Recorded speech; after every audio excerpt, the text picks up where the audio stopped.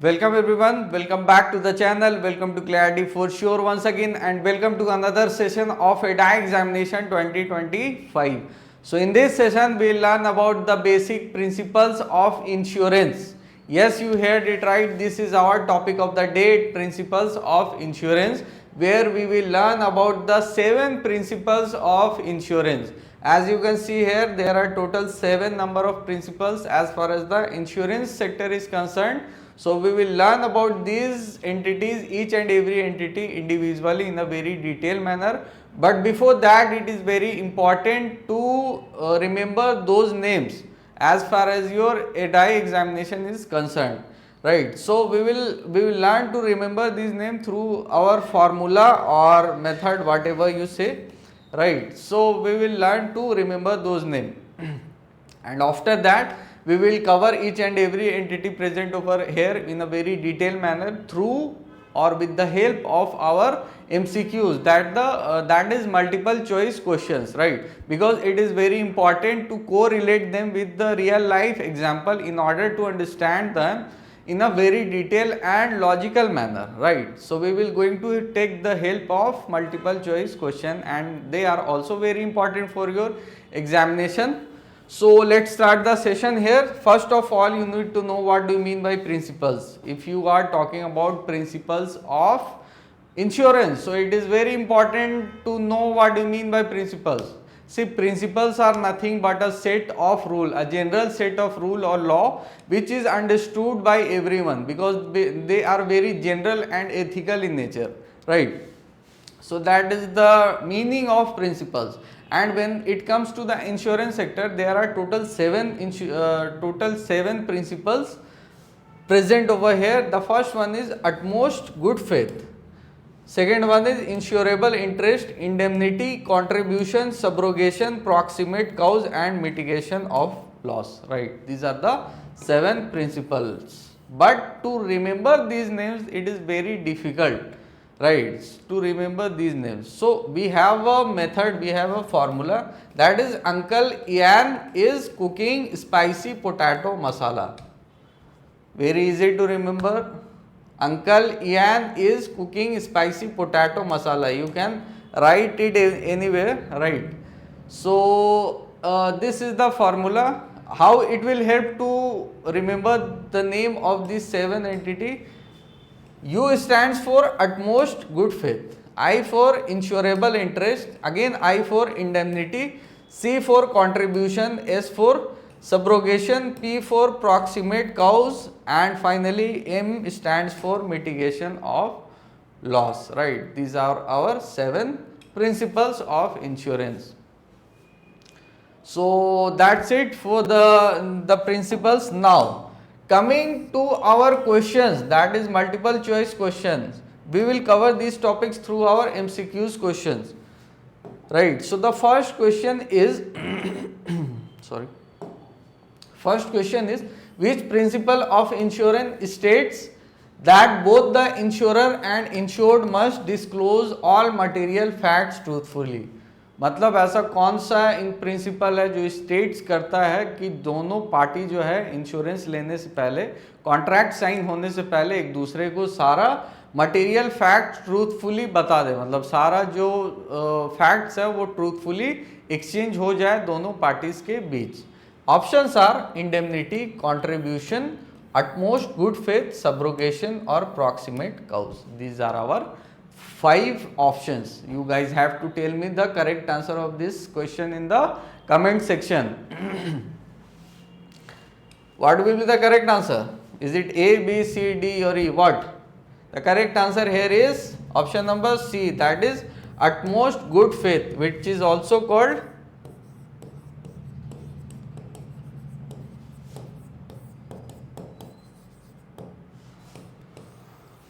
uberi में fidi, right? This is the pronunciation. Actually this is an Latin word, right? This is an Latin word which means utmost good faith. Basically इस principles के अंदर क्या है कि दो party, right, example से इसे समझते हैं, जैसे कि एक पर्सन ए, उसे लेना है हेल्थ इंश्योरेंस, ठीक है, हेल्थ इंश्योरेंस उसे परचेज करनी है। तो उसने क्या किया कि हेल्थ इंश्योरेंस लेने के टाइम जो है पूछा जाता है कि आपको कोई प्री एग्जिस्टिंग डिजीज है या नहीं। प्री एग्जिस्टिंग डिजीज मतलब होता है पहले से कोई डिजीज आपको प्रेजेंट है कि नहीं, जैसे कि डायबिटीज, ब्लड प्रेशर और भी किसी तरह की बीमारी। तो उस केस में क्या होता है कि वेटिंग पीरियड, ठीक है, वेटिंग पीरियड काफ़ी लंबा होता है उस केस में। वेटिंग जनरली और भी केसेस में वेटिंग पीरियड पाया जाता है, बट इस केस में जो है 3 इयर्स, 2 इयर्स और 1 ईयर का कुछ ऐसे ही वेटिंग पीरियड होता है। तो इसने क्या किया कि इंश्योरेंस लेने के टाइम इसने झूठ बोल दिया कि मुझे ऐसा कोई बीमारी नहीं है, जबकि उसे शुगर और दैट इज डायबिटीज और ब्लड प्रेशर दोनों थी, ठीक है। तो अब क्लेम के टाइम क्या होगा, क्लेम के टाइम क्या होगा, जब भी ये डिस्क्लोज होना ही है क्योंकि सारे टेस्ट होते, ठीक है, सारे टेस्ट होते हैं whenever there is hospitalization situation arises, right. So उस केस में क्या होगा कि आपको पार्टी को, इंश्योरेंस पार्टी को पता चल गया कि इसने जो है ये बात झूठ बोली थी कि इसे पहले से डायबिटीज और ब्लड प्रेशर नहीं थी, राइट, जबकि उसे पहले से ये बीमारियां थी। तो उस केस में क्या होगा, ये जो पूरा कॉन्ट्रैक्ट है, ये जो पूरा इंश्योरेंस है वो नल एंड वॉइड हो जाएगा, मतलब खत्म हो जाएगा, ठीक है। तो that's why it is very important to disclose each and every facts before the insurance, right. और ये दोनों पार्टीज पे लागू होता है, इंश्योरर पे भी और इंश्योर्ड पे भी। कंपनी को भी चाहिए कि अपनी सारी टर्म्स एंड कंडीशन रिटेन में जो है सामने रख दे पार्टी के, ठीक है। So this was all about this principle और first principle, that is utmost good faith, right. Now question number 2, you can insure your own house but not your neighbour's house. मतलब आप अपने घर को तो इंश्योर कर सकते हो बट अपने पड़ोसी के घर को नहीं कर सकते हो। ऐसा क्यों? क्योंकि ये प्रिंसिपल बोलता है। कौन सा प्रिंसिपल देखते हैं? This reflects which insurance principle, mitigation of loss. Although इसका आंसर यहाँ पे दिया हुआ है, sorry for the misprint, right. इसका ऑलरेडी आंसर प्रिंट है, आप लोगों को पता चल ही गया होगा। तो इसका correct answer will be the insurable interest. Insurable interest मतलब जिस पार्टी का को इंश्योरेंस कराना है, मतलब अगर आपको आपके किसी फैमिली का इंश्योरेंस कराना है, राइट, या अपने एसेट का इंश्योरेंस कराना है, तब तक तो ठीक है। बट अगर आपको किसी और पर्सन का इंश्योरेंस कराना है जो स्ट्रेंजर है बिल्कुल, तो आप उसका इंश्योरेंस नहीं करा सकते, because there must be some sort of relation और इंटरेस्ट, राइट। यहाँ पे as you can see here, second principle, I am talking about this principle, insurable interest. The insured must have a financial, किसी तरह की financial और legal stake in the subject matter। जिस चीज़ का भी इंश्योरेंस कराना है, जैसे स्कूटर है या फिर कोई बाइक है, उसका इंश्योरेंस कराना है, तो वो आपका होना चाहिए। आप किसी और के बिहाफ, किसी और के एसेट का जो है इंश्योरेंस नहीं करा सकते, या किसी और के फैमिली मेम्बर का इंश्योरेंस नहीं करा सकते, right. So there must be insurable interest. Without insurable interest, contract is void. You can insure your own car but not a stranger's car. ठीक है, क्लियर है? नेक्स्ट क्वेश्चन पे चलते हैं, that is question number 3। If an insured car worth ₹6 lakh is stolen. अगर कोई car है जिसका वैल्यू जो है 6 लाख है, वो चोरी हो जाती है, the insurer pays only 6 lakh to restore the owner's financial position. तो जो इंश्योरर है, मतलब जो इंश्योरेंस कंपनी है, वो 6 लाख ही देगी, ठीक है। ऐसा कौन सा प्रिंसिपल बोलता है? Which principle applies? Indemnity, proximate cause, contribution, subrogation or utmost good faith. The correct answer here will be what? A or B? Tell me in the comment section what will the correct answer, A, B or C? It is indemnity, right? Indemnity, option number A.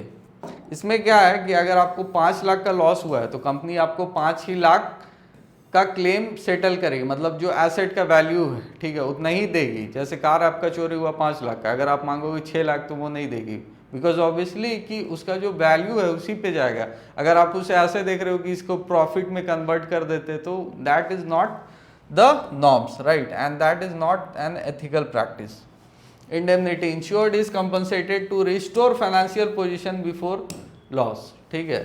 No profit from insurance, insurance से कोई profit लेनी नहीं चाहिए, ठीक है, car worth rupees 5 lakh stolen, ठीक है, 5 लाख की कोई गाड़ी चोरी हो गया, इंश्योरर पेज 5 लाख ओनली, ना कि उसे डिमांड कर दे 6 लाख, तो वो 6 लाख नहीं पे करने वाला, जो भी वैल्यू है कार की उतना ही वो पे करेगा। That is the norms of indemnity, right.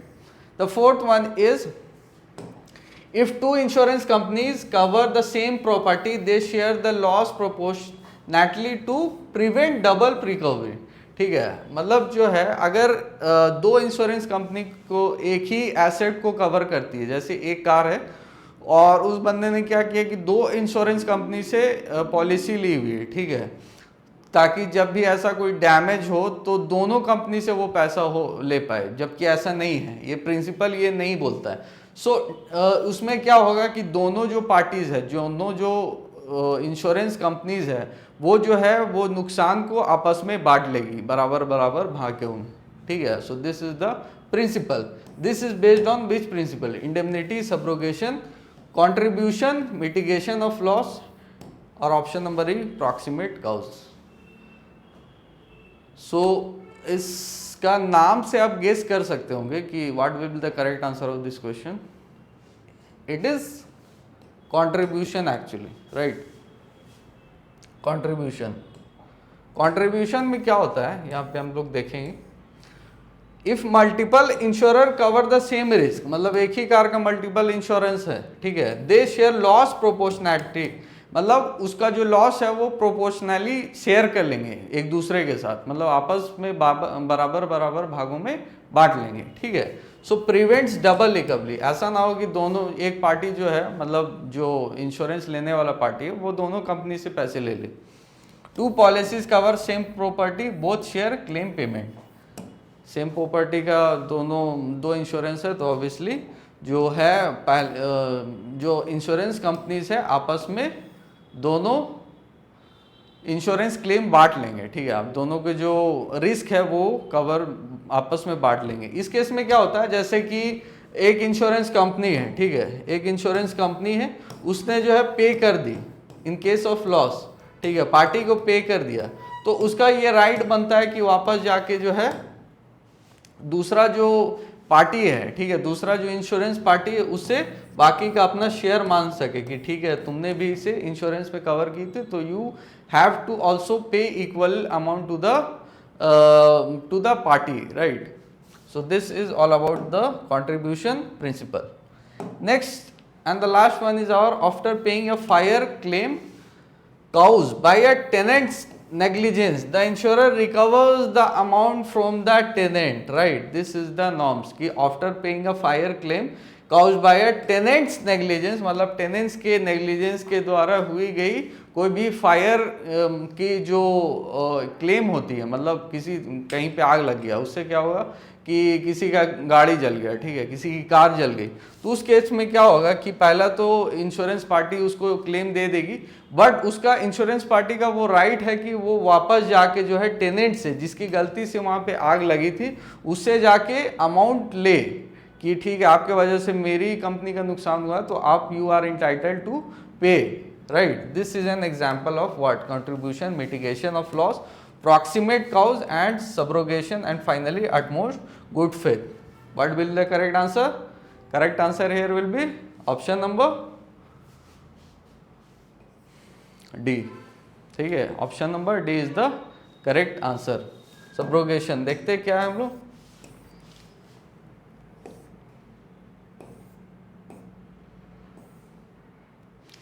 C after paying claim insurer gets right to recover from third parties, जैसे कि मैंने बताया अगर किसी कारणवश जो है कहीं पे आग लग जाती है और उससे किसी का नुकसान हो जाता है तो थर्ड पार्टी का जो थर्ड पार्टी का सीन है वही इस पे लागू होता है कि थर्ड पार्टी से जो है जाके वो क्लेम ले सकता है, ठीक है, कि आपके वजह apply mainly to non life insurance, insurer pays for fire damage caused by tenant, मतलब टेनेंट के द्वारा जो फायर लगी थी, आग लगी थी, उससे जो है इंश्योरर का नुकसान हुआ, कंपनी का नुकसान हुआ। सो उसके बिहाफ में वो क्या हुआ कि वो जिसका कार डैमेज हुआ उससे तो पैसे दे दिए कंपनी ने, लेकिन वापस से उस टेनेंट के पास जाके वो अपने जो कॉस्ट है, मतलब अपना जो नुकसान है उसका रिकवरी कर सकती है, ठीक है। This is the principle. Six जो प्रिंसिपल है हमारा वो है proximate cause, nearest cause of loss must be covered under policy for claim to be valid. मतलब जैसे एक ऐसा केस है, जैसे एक कार है, ठीक है, कार का ही एग्जांपल से समझते हैं हम लोग। उसमें क्या हुआ कि बाढ़ भी आया साथ में, मतलब फ्लड भी आई और जो है उसमें फायर, आग भी लग गया। तो जो नियरेस्ट काउज ऑफ लॉस है, ठीक है, must be covered under policy for claim to be valid. ठीक है, कि सपोज उसमें पहले जो नियरेस्ट काउज देखा जाएगा कि दोनों में से कौन सा काउज जो है नियरेस्ट काउज है। Used when multiple causes exist, जैसे कि मैंने बताया flood damages goods followed by fire. जैसे एक फ्लड ने जो है एक गुड्स को, जैसे कार को डैमेज कर दी और फिर उसके डैमेज होने के बाद उस कार में आग लग जाती, तो उसमें जो नियरेस्ट काउज है उसे कंसिडर किया जाएगा as a proximate cause, right. By fire, claim depends on the covered cause. Last but not the least, here is our mitigation of loss.